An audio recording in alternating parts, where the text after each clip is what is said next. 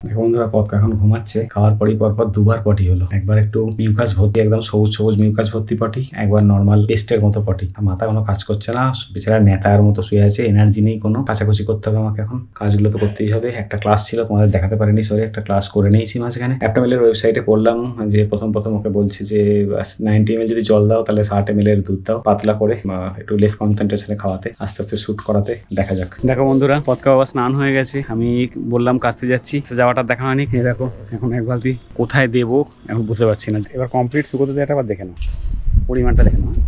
চলছে, শেষ হয়নি বন্ধুরা, দেখতে থাকো। এবার চানের দিকে যাওয়ার ইচ্ছা আছে। দেখো, যখন ও মায়ের দুধটা খায় তারপর কিন্তু বিন্দাস মস্তিতে থাকে, কোনো চাপ নেই। যেই অ্যাপটামেল গোল্ড খাচ্ছে ব্যাস।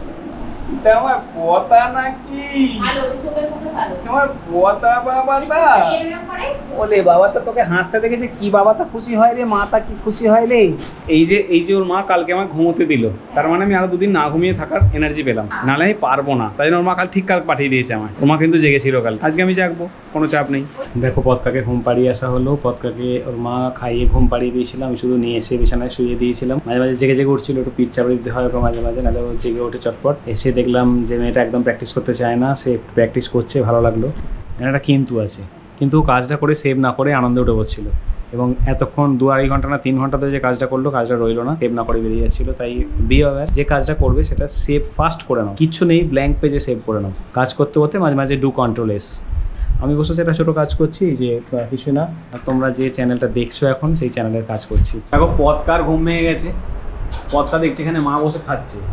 পথকার মুখটা আবার দেখো, আমার দিকে দেখছে, সোজা মায়ের দিকে দেখছে, সোজা মায়ের দিকে। ব্যাপার কি তোমাদের? আমার দিকে পটাপট খেয়ে নিচ্ছ, আমার কাছে বসে চারদিকে দেখা হচ্ছে। আমার কাছে বসে এনজয় করা হচ্ছে প্রকৃতি। দেখো, ওয়েদারটা খুব ভালো, মানে আরাম করতে খুব ভালো, কিন্তু একদিকে খুব খারাপ। কেন বলো তো? সব জামা কাপড় তুলে নিতে হবে এখনই, 3:30 বাজে। আরামসে এখনো 2 ঘন্টা আরামসে থাকতো। আকাশটা দেখবে, এই দেখো, বুঝতে পারছো মেঘের পরিমাণটা? জাস্ট এলো বলে টাইপ হয়ে রয়েছে, তাই চটপট তুলে নেওয়া চাই।